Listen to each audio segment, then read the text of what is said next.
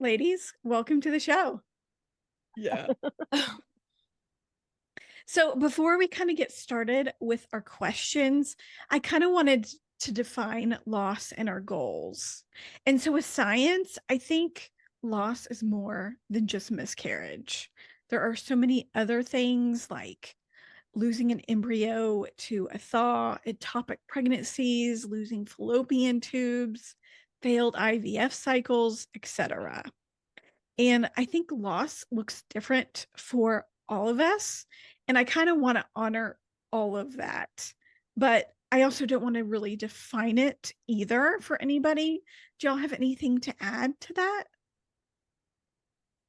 I No, I can completely agree. I think every time we had to transition from like going from trying naturally to a fertility treatment, i- in my book, it was kind of a loss because it, Mm-hmm. it felt like a failure, so kind of a loss. And then that step didn't work, so we had to transition to something else, and that felt like a loss. So I think that it all should be treated with that respect yeah, because it feels that way sometimes. Mm-hmm. yeah, definitely. I can't imagine the disappointment that I'm so sorry that you had to go that way. I'm so sorry it happened that way for you. I hated it through the moment, don't get me wrong, but now I look back and I wouldn't have traded a Yeah. second of it, Mm-hmm. for the daughter that we got thanks to Yeah. some beautiful couple that decided to I'm gonna cry already. It's too early. Not gonna do it. So, our goal of the show is to really normalize loss over 40 because loss is a part of so many of our journeys, and we are definitely not alone. So, in this show, let's talk about our experiences and a few things we learned, and maybe we can share with other women that are also going through this too. For sure. I know that when I was going through it all, like what I was dealing with, which was totally different than what Jamie was dealing with, I was looking for literally anything online that I could find, any group, any like podcast, I mean just like literally anything I could find, any like, like blog. I mean, I was just trying to find any sort of thing that I could grab onto that I thought might help me or give me hope. That was one thing that like I think I needed the most was hope. Mm-hmm. Connection. Yeah. Mhm. Yeah. And it's funny because I agree with you completely. I was looking for hope, but then I got really upset when people offered Oh, the did you? hope. Oh Like gosh. when people were like, "Oh, well, my friend's cousin, sister, brother, friend, after they adopted, they got pregnant, or after they did IVF, they got pregnant, Uh-huh. and I was and I in the moment looking back, yeah, I didn't like that. Like I wasn't looking for that because I wasn't your brother, sister, cousin, friend. My story is very unique and and I was very open about it for a reason. And so it kind of sometimes felt like they were just clumping our story into everyone else's and Mhm. rather just looking at me and being like, that sucks. Yeah. I'm sorry. Yeah. So, Some people, it's just they don't know what to say, and I think for yes, some and you can't like fault them on that, I just feel, yeah, Yeah. yes. it is And it now, is after the hard to fact, know what to say. yes. And Yeah. now I'm knowing like that's how people connect is by relating to you Yeah, somehow. But that's, I think, a PSA for me is that start with the I'm sorry, that sucks yeah, Yeah. statement yeah, before the I have a situation that doesn't involve me at all. Yeah. yeah. But, I but That's totally a like, agree good with you, point. Yeah, Jamie, that is a really good point. yeah, because because I don't need to hear, I just want you to listen to me. Like, yeah, I Yeah, don't it's want my you, story. Yep. yeah. I'm just here to tell you my story, and if you're just gonna not listen and just tell me about someone else's story, then I'm not gonna be open with you anymore. So, but I will say it was lovely on Instagram connecting with Mhm. other women, regardless of our journeys. They were whether they were similar or not, but like because we were very sensitive to that and we were just open to listening to each other. So those are the people that I fell in love with through this Mhm. journey, and that we just were open books to each other and just open arms and just listening. And there was no offering of hope. It was just Yeah. like, that sucks. I'm sorry. Because it's okay to be pissed off about it, Yeah. Mhm. you know? So, Yeah, I think it's yeah, also the lack of education of other people, because if they haven't been through IVF, it's really hard to relate. yeah. And which is why I'm so open about it, because Yeah. now in my, in my 40s, now I'm very patient, and I people can offer their stories that they have, and I'm like, oh, that's amazing. But 10 years ago, I didn't want to hear it. Mhm. Now I'm you can tell me anything and I'll be like, that's so cool, because I'm on the other side of it. So Yeah. it's easier to have less stress, and I don't know, but you're right. I'm so open about it now, so that way other people, yeah, can have more understanding for their future friends in this situation. Unfortunately, Yeah. it's going to happen. Or they can send their friends my way if they don't know what to say, because that's happened too.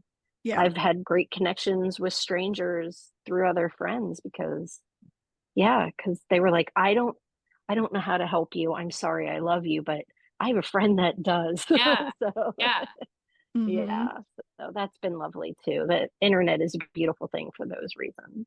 Yeah, Yeah. definitely. Well, y'all ready to get into the questions? Sure. Yeah. We kind of already talked about our loss with the intro, so I think I'm going to skip that one. Overall, how was your pregnancy after loss?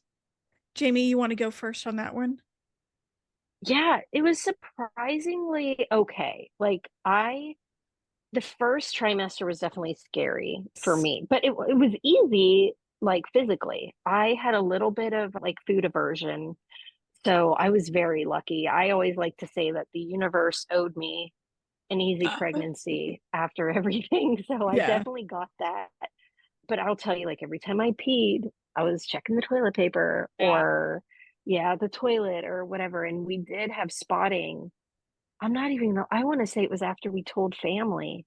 I think I was, like, 10 weeks or something, and I'm not even kidding you, I think it was, like, the day after we told my parents and my sister and stuff, like, I started spotting, and I was like, "Are you kidding me?" Right. Like, and we called the doctor, and she's like, "Is it heavy?" And I was like, "No, it's not like it was the last time." And she's like, "Okay, like, just keep me posted." And it went away within like 12 hours. Like, it was just light, but it was bright red. So that made me scared. And that was the only time. But like, seriously, I was like, this is happening again.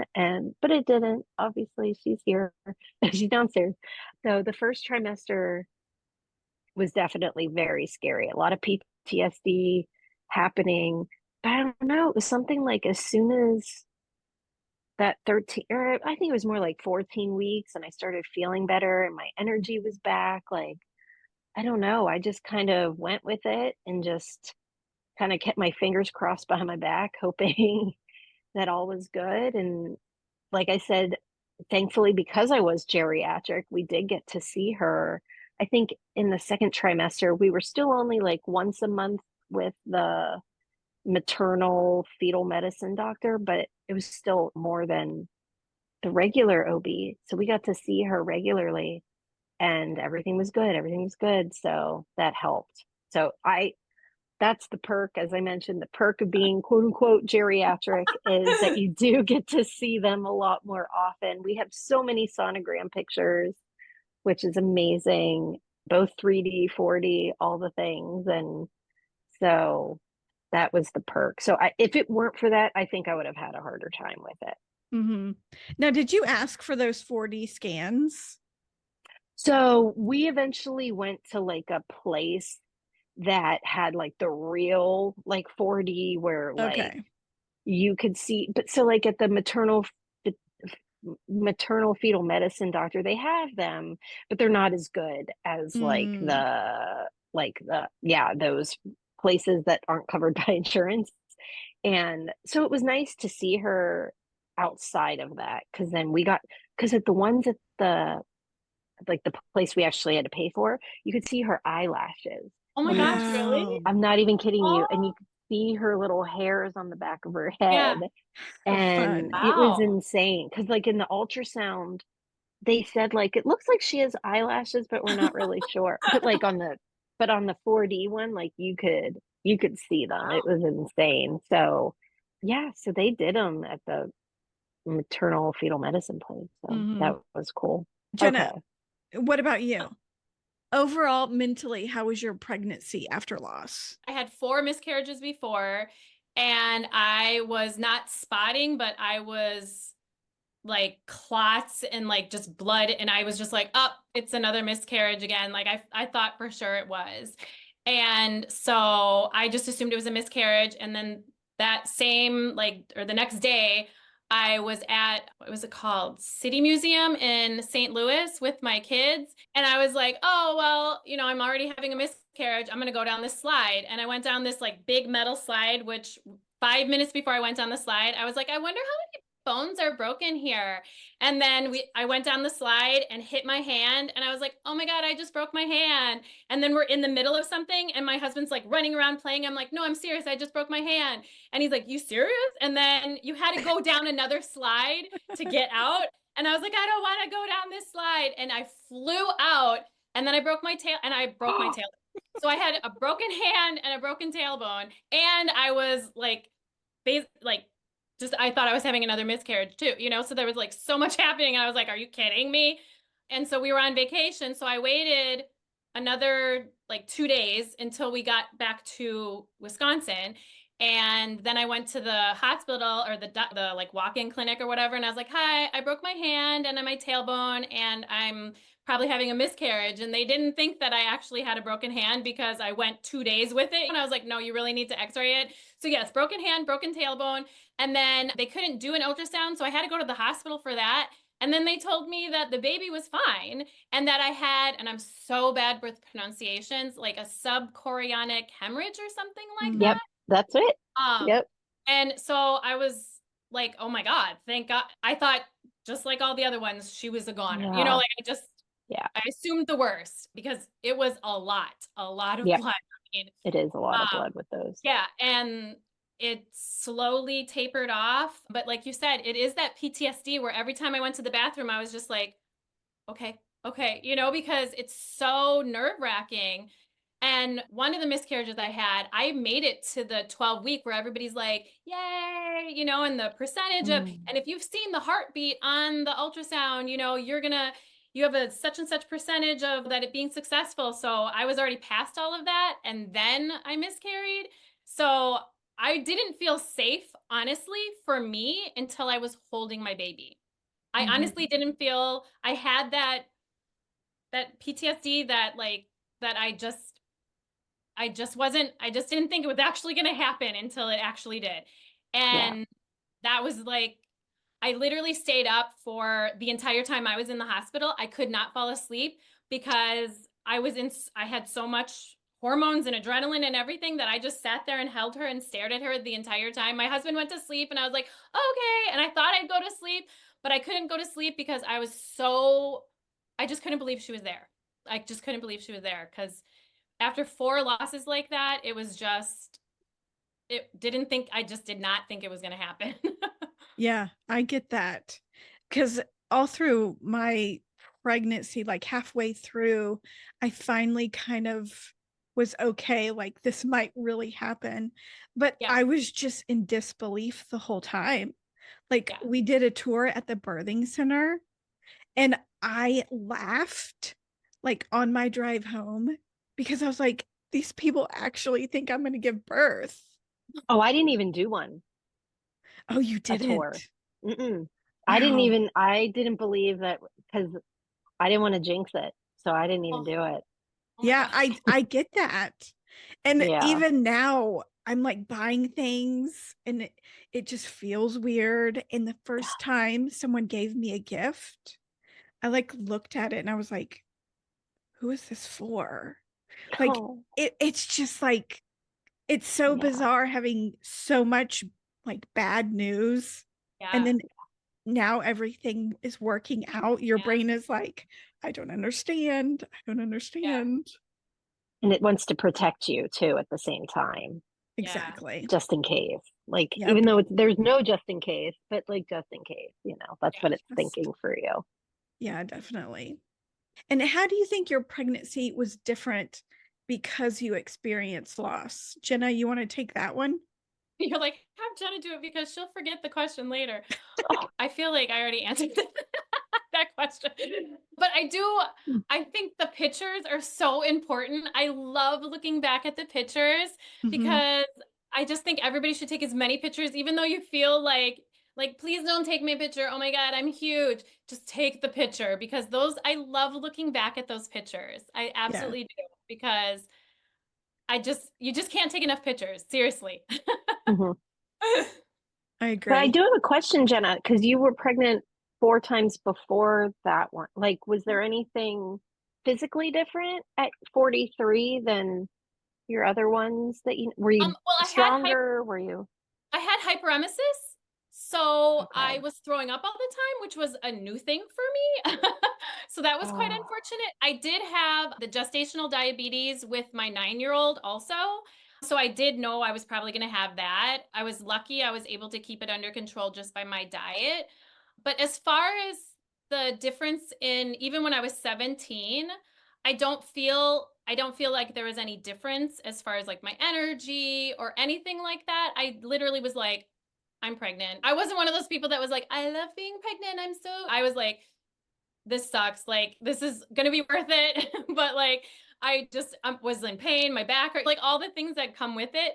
But as far as any difference, like that way, no. And all the doctors that I did see beforehand that were doing all the tests and everything, they could never find any actual reason. They just kept saying your age, your age, your age. There wasn't anything, just my age. So, and there was even doctors that were telling me that I had like such and such percent, which was like no percent of ever having a live birth without IVF or donor eggs and all other kind of stuff. And I even went on, I think her name is Susan Weed, and she's supposed to be some sort of like guru of like herbal things, and she's well renowned out of the entire world, and she has books and everything, and she has some sort of like radio podcast kind of show. And so I went on there asking her who she was like, I'm empowering women and everything. And I was 42, I think, at the time.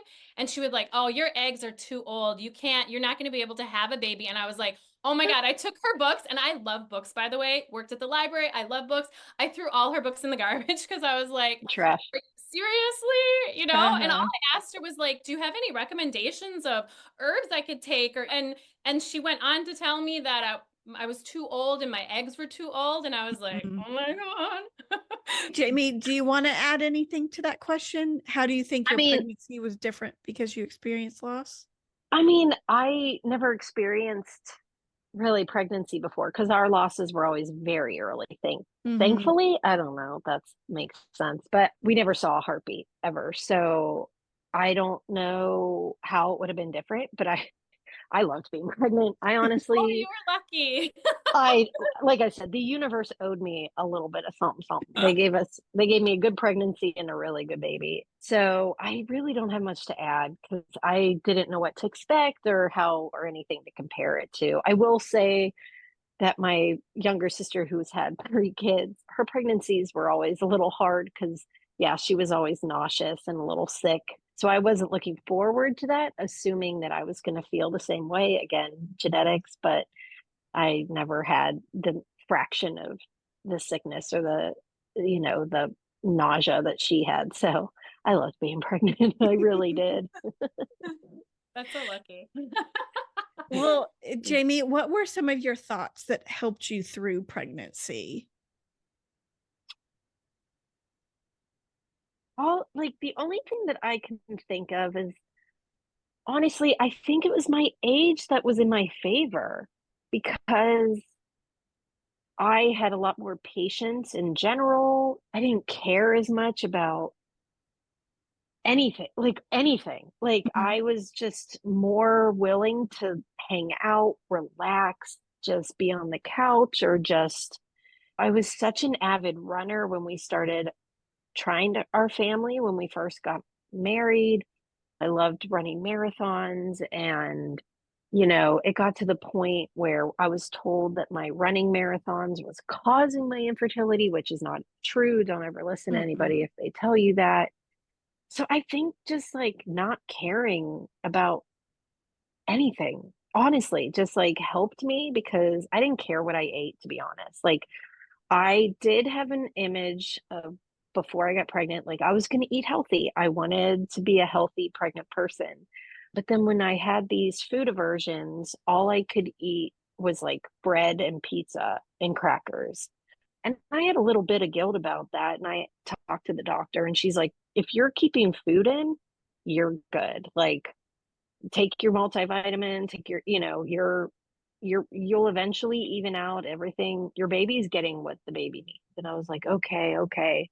So I just leaned into that real good. And I don't know, I think my age really just helped me because I didn't have as much stress and anxiety as I think I would have had I been 30, because my 30-year-old self would have been anxious at every thing I was putting in my body, everything that somebody said to me, every pound I gained, especially my history with eating disorders, I think would have really had an impact on the way I was eating and treating myself. So, yeah, my age was a silver lining for sure for me. Mm-hmm. Jenna, what about you? What thoughts helped you through pregnancy? Well, I think the universe did all of the things it did with the whole breaking my tailbone and hand, because they told me that I had to stay off it at least for 6 weeks because it would heal better. So I literally laid for like as much as humanly possible, which is totally not what I can normally do with having two children that needed me. But I laid down like as much as humanly possible. And I think that helped me in a way. And I did have, I know this sounds like really hokey, but I did have a dream that said that that was like kind of the whole reason everything fell into place, was that I was like staying on the couch and like not getting up and moving all the time and everything. And in my dream, it was like some like guardian angel that was like, this is how it had to happen. And I know that sounds really hokey, and it was just like a dream, but it stuck out and it stuck with me. Yeah, Like, I can relate with Jamey because my age, listening to all these stories really helped me too. Like I know they help the listeners, but it's like they are helping me to get through all of this loss. And so I really thought, who cares? I'm 42. It's going to happen one way or another. And it really helped me through that age factor. Good. Let's see. Is there anything you wish you did or thought differently during your pregnancy because of loss? Jenna, you want to answer that one? no, I don't think, I really don't think that I could have done anything differently or would have, because I was looking through it with the glasses that I had from the previous experiences. And so you can't really change the past. And I guess yeah, I mean, the pictures are the things that I'm so glad that I didn't, because, you know, you just feel so big. And I'm so glad that I have pictures to look back on. I don't know, because I just love them and I look back at them and I was like, oh my God, I'm like a goddess in these pictures. As you should. Yeah, I'm with you. I took monthly, if not bi-monthly, of the same position on the couch, and it was just my belly with me like crisscross applesauce with like Oh, my cute. phone picturing Yeah. down on my belly. Oh, And so you can just see eventually, like, you can't see my feet anymore. You can't see my couch eventually. Like, and so it's like really cool to see that progression. So I agree with you. Like the pictures, I still love looking at them, yeah. but I wish I journaled more. Through my whole infertility journey, I journaled a lot, but I will say as the years went on, it journaled less and less and less to the point where I think that I stopped in like 2021. And then I never updated them after we got, or even before we got pregnant, like the few cycles before that. And I'm a little bummed at myself, but it was just so depressing. So it was like every time I had an exciting cycle coming up, like I got excited, I'd write about it, and then I'd get bad news. It was the same thing with, I used to be so open on social media about our journey. And I'd keep people abreast of like everything that was happening when we had cycles. But then I had to tell everybody when it didn't work. And it got to the point where I was like, y'all, I can't do this anymore. It's not only just depressing that I have to hear the news, but then I have to deliver it to like you, whether I know you in real life or not. So I stopped doing that. But I wish I hadn't stopped journaling, because I want to pick that back up so Winnie has something to look back on. And so she could really see all the stuff that mom and dad went through to get her, Yeah. so she could kind of understand where she comes from, because I'm sure it's going to be confusing as an embryo adopted baby. Like, what's that going to, because she's going to end up meeting her future family, because, DNA is all over the place now. And, 23andMe and Ancestry DNA. So she's going to end up finding these other family members. And we're going to tell her, like, we're very open. Obviously, we're not going to like hold it from her, but like, I just wish I did that more. So I keep thinking about it and I don't do it because I'm too tired. She's only one, but I wish I'd done it more, and I plan to start doing it again, because one, it could make a great book, but also Yes. if Yes. not, it could be a great thing just to have her, be able to understand a little bit more about where she came from and why, maybe. Yeah. So Yeah, even my pregnancy books are a little empty, and I kind of feel guilt about that because I kind of wish I've written more about it. But maybe her first yearbook is completely empty because I'm still like in shock that she's here. So don't feel bad. good. And maybe I'm superficial, but like I wish I was more in shape before I got pregnant. Like I No, wish natural. I wish I did more to get just in shape and like stayed ready for birth and all that. But, that's just the perfect world situation. Yeah. And you're ready for birth. Like your body's got this. You got this. Yeah. Yes. You're breathing. You got this. Yeah, you I got got this. this. I was very active, and I don't think it helped an iota. So you're fine. Well, good. That makes me feel a little better. Honestly, I don't think it makes a difference. It's going to be good or bad regardless, I think. Yeah, that's true. Yeah. What helped you through pregnancy loss? Jamey, you want to take that one? Nothing. I just had to feel it. Like, I don't think anything helps besides time. I mean, being open about it, my first actual miscarriage, like, because that to me was like the first time I felt pure joy finding out I was pregnant. And then 2 weeks later, it was all taken away.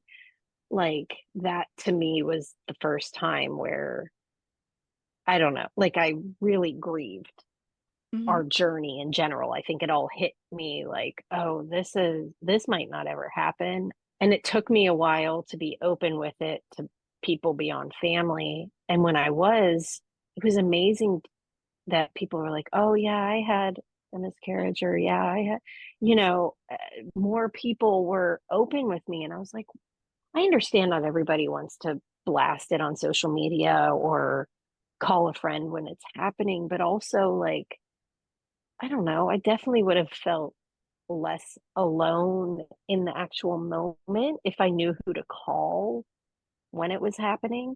I'm not blaming anybody, but like I didn't honestly know anybody that had been through a miscarriage. So, but I don't think it really would have helped. It would have just been another person for me to bitch to, excuse my language. I was very mad at myself because I had gotten the COVID vaccine and I blamed that. And who knows, it could have been part of it. It might not. I have no idea. I'll never know. And I don't know. I still am curious about that child, like about what that child would have been like if it was my fault or not, but I can't dwell on it. As soon as I get those, like, is it my fault feelings, I have to move on because I can't do anything about it to change it. I Yeah. can just say it is what it is. It happened and move on it. Like, time is really, and even then, like I said, like, there are days that I still mourn that loss. So I think just time makes it less painful, maybe. I don't know. I wish I had something more profound to offer, but I I think you just have to feel it. If you don't feel it, you're not gonna move on from it. I think is my best advice. Like, I had to sit in it for a really long time. And I even said it, I think I may have said this on our episode, Jamie, like, my when I was in the middle of the miscarriage, my husband pulled out his back or something, and he was complaining to me about it. And I looked at him like with the eyes of someone who might stab you in the face with my eyeballs. Like, if you complain to me one more second about your back while I am bleeding our child out of my body and like clotting, and he just looked at me like, oh yeah, sorry, I will take my complaints elsewhere. Like, yeah, like, so make sure your partners know their audience if they have complaints during those times. Yeah. That's and so tell them to read a room. But that's the one thing that I look back on and at least makes me giggle a little bit. But yeah, I don't know. Just time and feel it. Yeah. Jenna, do you have That's any better ideas? Because I'm like, I have you nothing profound to say. Yeah, I was just so determined. I didn't care what statistics said. I didn't care mhm. what any doctor told me, what that lady told me. I was just was bound and determined to prove everybody wrong. And I was lucky that I have a really good group of friends and family and my husband that I mean, it had to be the most annoying thing, honestly, to be like, I'm having another miscarriage to to them be like, I'm bleeding. And they're like, oh God, I have to do this. I'm sure, that it had to be annoying after a while because they're like, oh my God, this is like her one, two, they lost count too, I'm sure, but they still listened to me and let me vent, venting. I'm so a venter that somehow that makes me feel better in some sort of strange, odd way. So I had people that probably were so sick of hearing the same thing over and over again, but they never said anything like that to me. And all of the people, except for one person, I have an aunt who experienced loss. Otherwise, every other person that I was talking to had never had, oh no, I have another friend who did. So I said, take that back. But there was a lot of people that could not relate, but they still just listened to me. That Mhm. was so helpful that they just listened. And I was such a nerd that I was always on the internet trying to find like positive kind of like impossible has I'm possible in it, like stupid little things that I would read, like little memes that I was like saving so I could look back, and I kept them in a little folder that were like positive things that I could like think about or whatever. But yeah, that's those are the things that the support system of just people being there for me, whether they knew what to say or not, was meant a lot to me. So I have some really good friends and family that I'm really, really grateful for. And my husband was always really good of just letting me vent. For me, journaling really helped and like figuring out what were the thoughts in my head. And I always took my losses and like miscarriages as a possibility of what is possible. Like, I always thought, like, this is my body trying. This is possible. It's just not going to happen this time. And I really took that to heart. Every loss really helped me. I'm with you. Because my first pregnancy was February 2021, which ended up as our first miscarriage. And as disappointing as that was the first time we ever got a positive. So I'm with you with that, Jamie. Like, it was like, oh my God, like this could actually, and that was with an adopted embryo. So we were like, we're on the right path. Like, Mm, I'm a scientist by trade. So I was like, our experiments are working. so so I'm with you. I think that you're right. That kind of helped me too, and being like, okay, we're in the right direction. Like what we're doing is getting us closer to this finish line.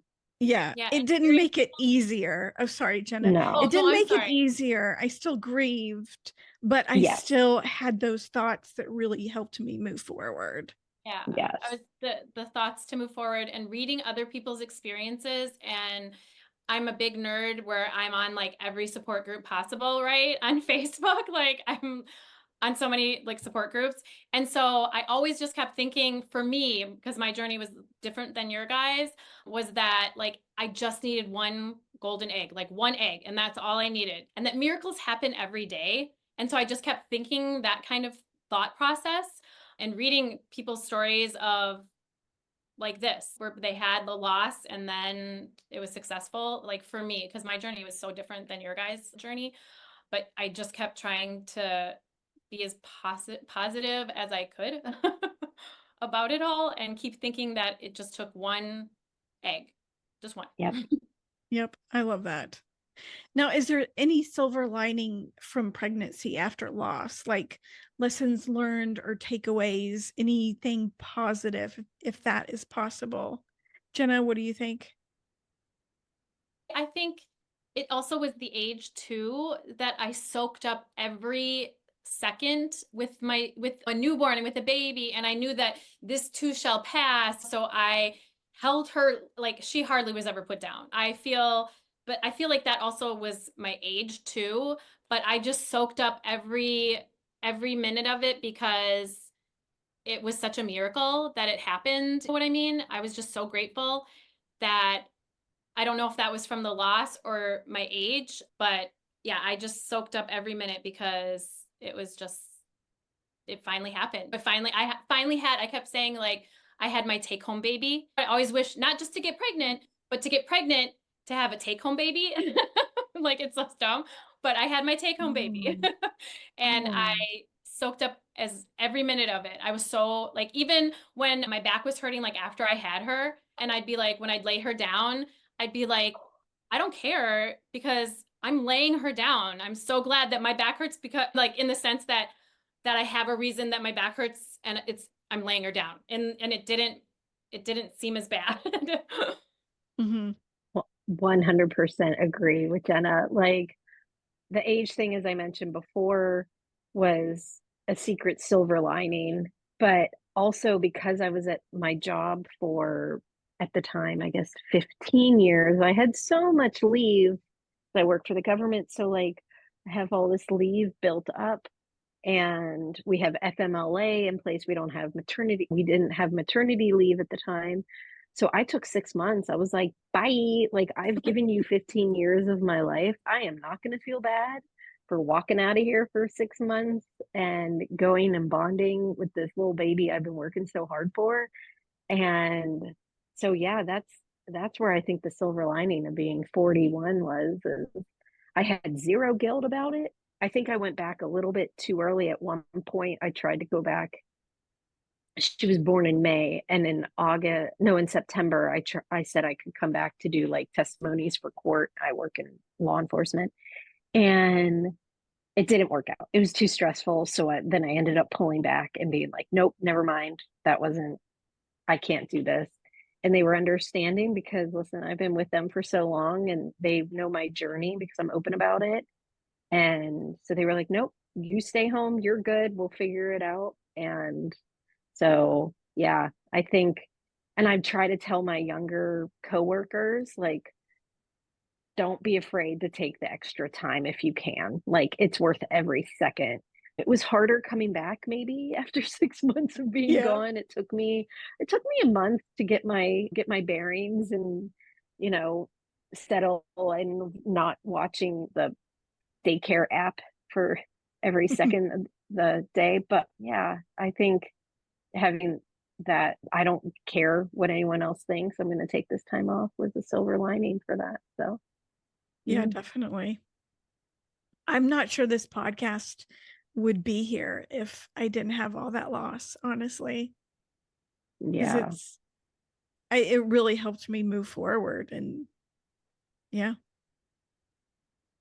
Okay, now we're kind of into the advice section of the show. What advice do you have for women who are pregnant or will be pregnant after loss? Jamey, you want to take that one? Listen to your body. If you want to rest, rest. Like, don't, like, if you're an active energizer bunny like me and you're just so used to being active, and it's okay not to be. It took me a little bit to like listen to that more. And then in the third trimester, I couldn't even do anything without kicking myself in the stomach. So it was no option except like stretching. But listen to your body, eat whatever you want. Like, don't, and it doesn't matter how much you weigh before, it doesn't matter how much you weigh after. It's all going to be different. It doesn't matter. The thing that matters is the little baby at the end of this rainbow. Like, that the end of the journey. That's what matters. And advocate for yourself. I wish I had advocated for myself more, whether that's doing what Jamey's doing with a doula, or really having, I didn't have a birth plan, which is fine. That wasn't my issue. I didn't have one because I was like, listen, I just want this baby to come out of me safely, however that comes out, whether it's vaginal, cesarean, that part was fine. But I wish I would have advocated more for myself without being induced too early. They were so concerned about my age, even though my pregnancy was so easy. I was super healthy. I had no issues, no gestational diabetes. Then I ended up being preeclamptic during my labor because they induced me without being effaced, without being dilated, anything. So just advocate for yourself. If you don't feel ready, don't induce. That's my biggest regret, I think, is not advocating for myself. So I could go on for hours about it, so I'll just leave it there. Jenna, what about you? Jamey said it all perfectly. I was going to talk about I was like, oh my gosh, she's saying everything. Yes, advocate for yourself. And that whole, like you said, you had a perfect pregnancy. There was really no reason except for age that Mm-hmm. stop them and ask them, but is there a medical reason? There's like a lower heart rate or just something that was a medical reason that they had to do this or do that, and just take a little bit to think it over. But yeah, advocating for yourself was the big one that I was going to say. Yeah, because even like, They bully so they you. give, They bully you. yes, They really do. because Really, when I really would do. ask, they said, well, the older you are, the more complications you have. And I said, okay, but what are my complications? And they didn't have answers. Mhm. And they make you, right? They make you schedule your induction. But just because you schedule your induction doesn't mean you're going to be induced on that day. Because if they don't have room in the hospital for you, they push you away. They push you away. So I wish I wouldn't have done it because they kept pushing my induction date back anyway. So she actually ended up being delivered after I was 40 weeks. Because so Wow. it just, don't listen to them. If you don't have any medical, just advocate for yourself. I'm not a doctor, I'm not a medical professional. We're not medical professionals, but just advocate for yourself, Yes, please. yes. That's my biggest And, regret for and my whole experience. some babies are late. I had one baby that was 2 weeks late. And I think in Europe, they have their gestational averages like 42 weeks. Like, it's not Mhm. even 40. So why we're at 40 weeks, it's probably because of our healthcare system. Don't get me started. Yeah, I So yeah. know, right? And the more interventions I keep seeing, the more interventions that they do, the higher of the more interventions of the C-section and all the other kind of stuff. So like advocating, and if your body can do it naturally, I think that for my experience anyways, from being induced and then not being induced, it was night and day. I mean, it sucked both all the times. Like, oh, they say for if you have it gets easier every pregnancy and faster. It never did for me. Like it never did. Like so it was always like a very long, like 48-hour experience kind of thing. Mhm. I do love the advocacy because I think when we are pregnant after loss, it's really easy to be scared of everything.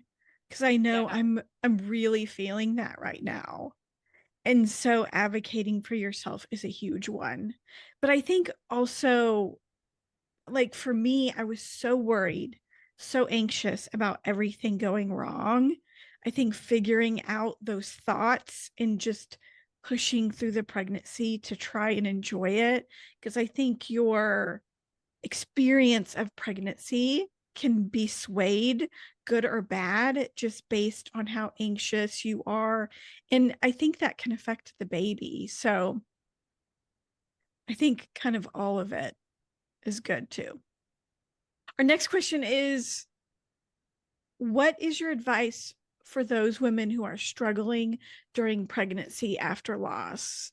Jamey, you want to take that one? It's okay. Like it's okay to be struggling, but don't struggle by yourself. Make sure you're having open conversations with your partner, with your friends, with your doctor, go to therapy, because it's okay. Like I said before, like feel the feelings, because if you don't, they're going to come out some other twisted way, maybe, or cause more stress. Your feelings are valid. Like now, if you're having like, like self harm, that kind of thing, like please, like it is, uh, please reach out for medical help for sure. But if you're more struggling of like because it's scary, or you think you're doing something wrong, or you're just sad, like it's okay. Like, yeah, like Jenna and I are saying, it's valid, it's natural. I think a lot of people, more people than they admit, struggle during pregnancy. It's a whole change. You're in this transition period of like, you're seeing your old life kind of float away from you, and you're approaching this new life that is very unknown while you're probably still grieving your losses. There's a lot of stuff going on in the head. So just support, surround yourself with love. I don't know. I could talk about that for a long time. Jenna, anything else to add? Oh, you said it all. Yes. I was just thinking that every thought, everything that somebody's feeling, nothing is wrong. Everything is Mm-mm. valid. And like you said, just lean on your support people. And if you don't have anybody close, there are, medical professionals, like you said, like therapists and everything that are good for and specialize with loss and all that kind of stuff. But yeah, don't feel like you have to be alone, because it feels so lonely. This Yeah. kind of journey that at least that I was on just felt so lonely, even though I knew it wasn't common, 1 out of 4. But it Mm-hmm. just still feels so lonely because people don't talk about it enough. And like you said, when I put it on social media, there were so many people that were messaging me and telling me their stories that I had no idea, and I'd known them for how long. And I just like connecting with other people like that meant a lot, that they trusted me. And I just feel like it shouldn't be such a taboo topic. I mean, 1 out of 4. Mm-hmm. And that And then probably even with higher. infertility, it's 1 out of 8. So Yeah. like if that's where you struggle too, like I mean, look into the social media community, or reach out to one of us. I mean, Yeah. regardless of where your journey is, I mean, we'd be happy to listen. I mean, we're Yes. here. Venting, I don't know. Does venting help you? It helps me. I mean, it doesn't like I help said me. bitching, but sure, Yeah. venting works too. Yeah, I call it venting, that venting, there's so many people that I just feel better after I just told them. They didn't have to Yep. say literally anything. I'm just like, No. okay. And I think that's something for the friends out there. Maybe you're not struggling, but you have a friend that's struggling, and so you're listening. So one, awesome, thank you. But Yes. just you don't have to fix your friend. Like just Even be though like, it's so this hard sucks. sometimes, yeah, that you Yeah. want to try to help and fix, but yeah, just listening. I mean, and because I Yep. feel like so many people just don't honestly know what to say to somebody, and it's kind of an awkward thing, but you don't just have saying I'm sorry meant a lot to me. Like agreeing, like, oh my God, that really sucks, because it Yep. does really suck, you know, Yep. because it really does. And Yeah. it just validates that person's feelings and Yes, fears, absolutely. and yeah. Yep, I totally agree. Y'all said it great. Now, there are many women listening to the show who are trying to conceive over 40 and have experienced loss, but not pregnancy. What do you suggest they do now to make pregnancy more enjoyable? Who wants to take that one? I'm gonna let Jenna She start had with that no, one. ask Jamey because she had the enjoyable pregnancy. Oh, Like hers was enjoyable. it was. But I mean, I don't, it's hard because I paid a lot of money for mine. Like it took 10 years to get to mine, but I wasn't expecting to enjoy it. I'm not gonna lie. I already said that. I wasn't expecting, but just feel all the things and listen to your body. But also when you're scared, vent that you're scared to your partner, to your family or your friends. Just don't hold the things in. Like Mhm. just let the let the feelings come out, whether it's journaling or to your people. Still hang out with your friends if you have the energy or invite them over.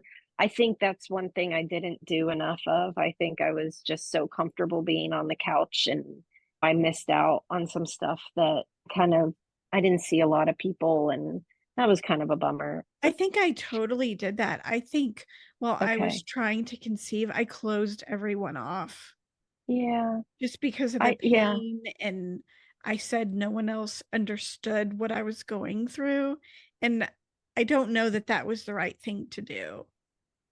You can't change it. You can start slowly inviting people back in if you haven't already, and I know you already had your celebration for little Mhm. dude, so everybody's different, so I don't wanna tell anybody to do something that doesn't feel natural to them, but So, Jenna, we have a lot of listeners on the show who are trying to conceive over 40 and they have experienced loss, but not pregnancy. What do you suggest they do now to have a more enjoyable pregnancy? Gosh, my pregnancy was so opposite of enjoyable. I don't know, just live in the moment because you're going to look back on it even if it wasn't enjoyable, but it was still enjoyable because it was worth it. And so everything I kept telling myself like this too shall pass. I always kept saying that to myself like when I was throwing up and it was like 10 times I'm like this is going to let up sooner or later at some point. So everything, no matter if it's the thoughts that you have of like going to the bathroom, that was so hard. Every time I went to the bathroom I was always like, is there blood? But as the weeks go on and everything moves a lot faster than you think, once you're out of it, but everything like passes. So any pains, it's usually not going to stay permanent kind of thing. And I like with my back hurting, it was just like I felt lucky that my back was hurting for the reasons it was hurting, which sounds really dumb, but yeah, I guess I don't have I anything think really I great to no, say. but, like, along those lines, though, like, so you didn't have an enjoyable pregnancy, but, like, if if you're nauseous during your pregnancy, that's a good sign. Like, just keep reminding yourself, like, that means That's what I kept right? thinking. I was Kind like, of like the okay, so same like my hormones are so strong that that's yeah. why I'm having it this way this time kind of thing. Just kinda try to flip the script, I guess, like, Yes. if it's not going great or you're not having a good day, just flip it, though, be like, "Okay, but a little heartbeat inside of me is Yep. doing it Yep. because That's of what I, this," yep. I or was just like, it was right? always going to be worth it. Yeah. Yeah. Is there anything you wish you did differently during your pregnancy after loss? Jamie, you want to take that one? Yeah, I think kinda just going back, I just wish I journaled more. Mhm. Definitely having more detail of how I was feeling week to week, because once she was here, I was in a fog. I wish I journaled more while she was here, especially because, like, don't ask me when she, like, smiled at us for the first time, or I have no idea. Like, don't ask yeah, before she was 5 months old, it's just a fog of blobness because I was at home full time by then, so I just wish I journaled more and kept more documentation. Luckily, I'm sure there's pictures somewhere in my phone that hopefully documents it, but I don't know. And like I said, I wish I would have surrounded myself with people more. I kept people arms length away. I didn't even my baby shower, it was so much fun, but it wasn't a real baby shower. It was a barbecue with 100 people, men, women, and which was perfect. It's more me. I didn't want like the frills and the games and but I wish I would have done something a little bit more intimate with just my girlfriends. Now that I look back, I would, because I wasn't the center of attention of that day, which is what I wanted in the moment because I was still scared that this might not happen. So let's not, the baby is why you're bringing me gifts, but we're just all hanging out and you guys are going to drink beer while I say hi to you, just in case this isn't really going to happen. So I wish I would have done something a little bit smaller also. Mhm. Just, I don't know, to celebrate me because I deserved to be celebrated, but I was too scared. So I Yeah. think that's the little things that I regret, but also like, you know, they're they seem small now, but also I kind of wish I would have done them differently. Mhm. Jenna, what about you? What do you wish you did differently during your pregnancy after loss? Actually, I don't have any regrets in that. I did as much as I could, like, to remember. I didn't journal. I'm not like a journaler. I wish I was, though. Now that I keep hearing you guys talking about it, I'm like, man, I wish I would journal more or at all. But I did, like if you saw my house right now, my house is just covered in pictures. Pictures for me are like they mean so much. And so I love pictures. And I did all these like weird things, like where we had the girls and my husband paint their hands and then put them on my belly for like a picture. And it was before Christmas, so I had like a bow on my belly kind of thing and like the Christmas lights. I tried to do literally everything photography wise with like the things that you see for like pregnancy kind of things or whatever, and I love looking at those like nerdy things that I did. The one thing I didn't do, like beyond that, was, have you seen where they do like an actual, you can do a mold of your like chest and Mm-hmm. belly and everything? Yeah. Like I literally probably did everything but that. And I just am so, I probably, maybe it would have been cool if I would have done some videos. So I don't really regret anything, honestly. I love the pictures and I did the nerdy things that I wanted to do. So no, I don't actually have any regrets. No, I love that.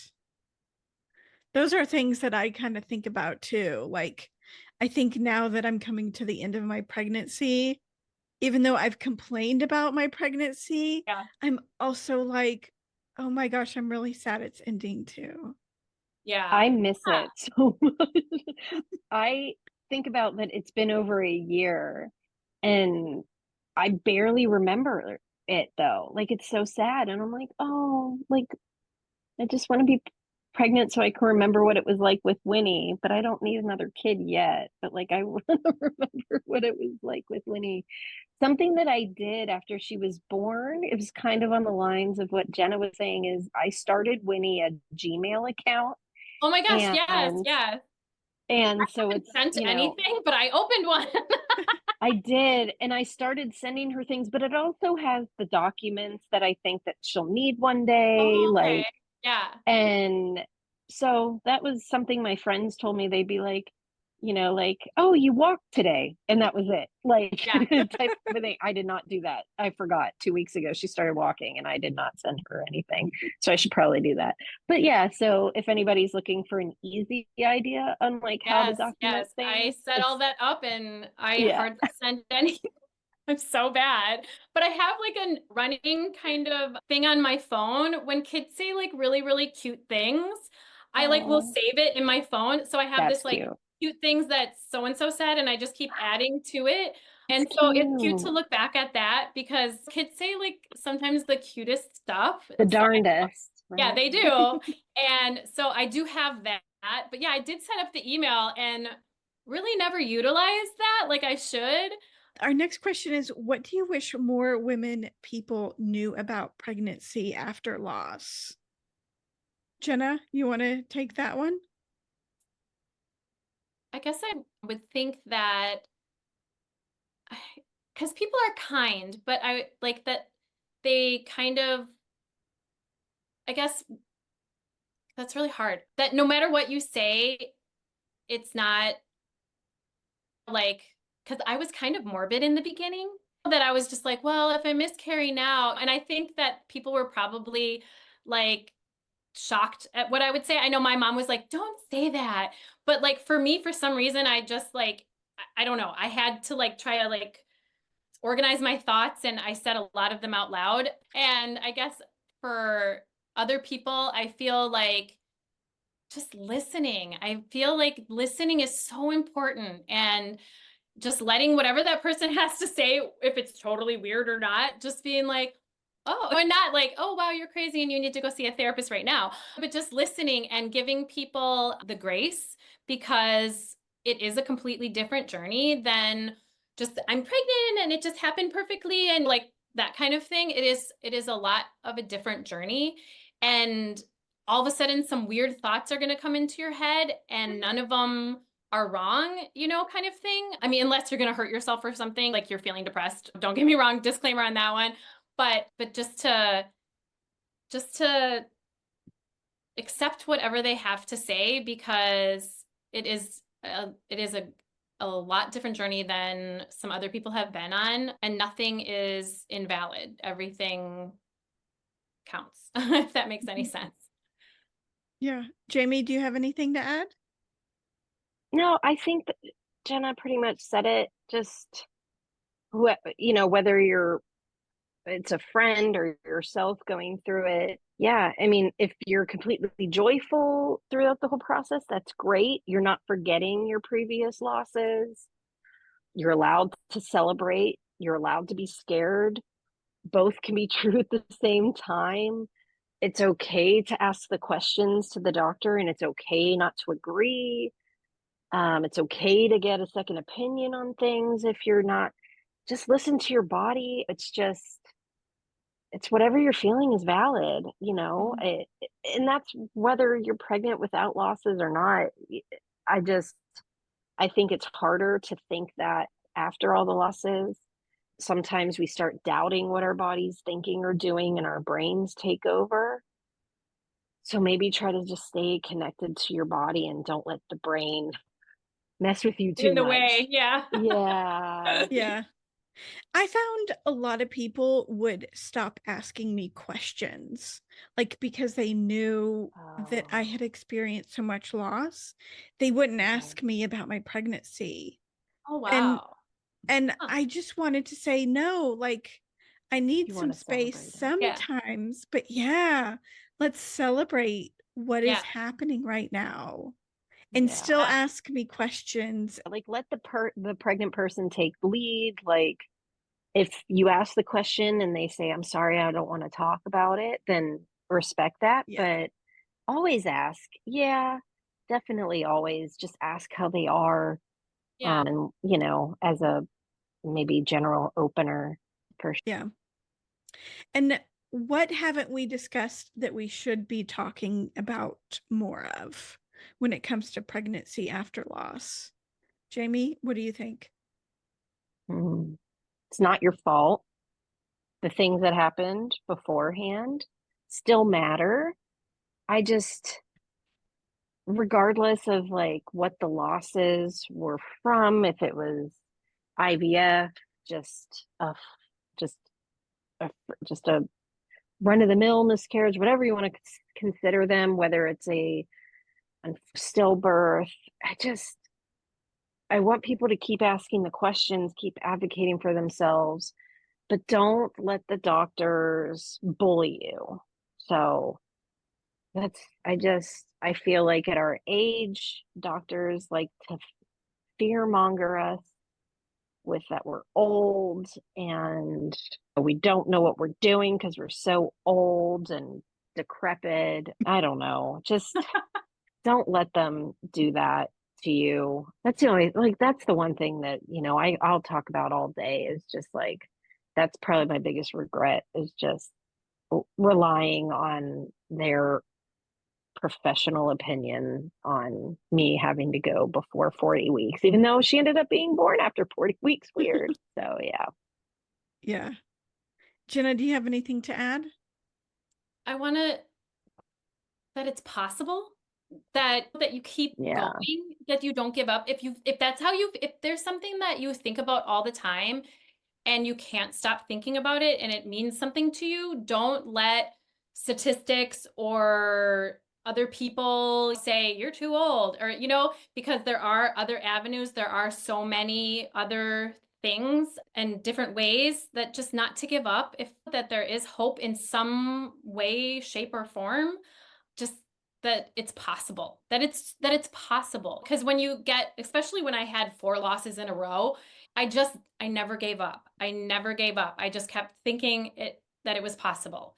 And I'm lucky enough to say that that happened for me and I didn't have to pursue other ways.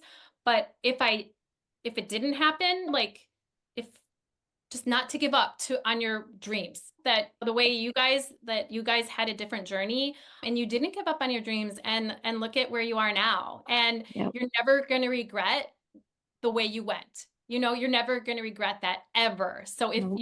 like it doesn't work out this way and you have to go a different way, but you're never going to regret that. You're just never going to regret it because it's another soul and it's a miracle. Yeah.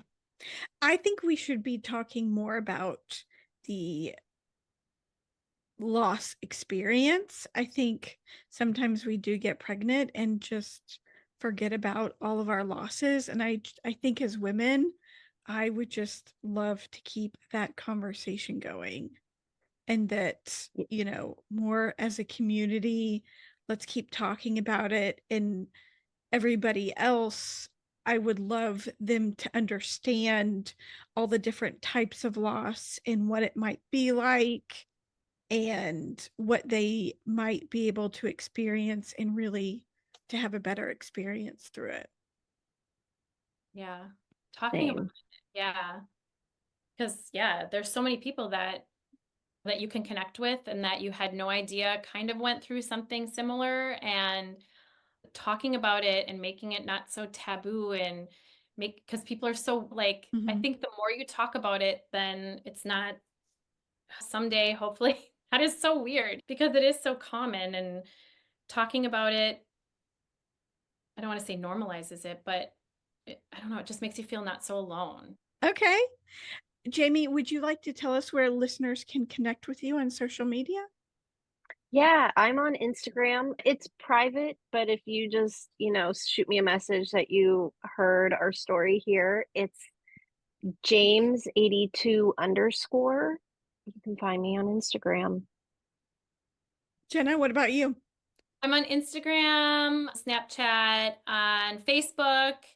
And you know what? I can't even tell you what my Instagram is. It's something like that I can't think of. It's like my favorite band. I think it's like MCR, like My Chemical Romance. So MCR, I think it's Jen. And then my favorite poet, which is Plath. So it's something on Instagram. I'm sure Jamie will tag us Yeah. in this. Yeah. So And mine's like an open page, so you can just like add me or whatever. But yes, I am very willing to talk to anybody just to listen same.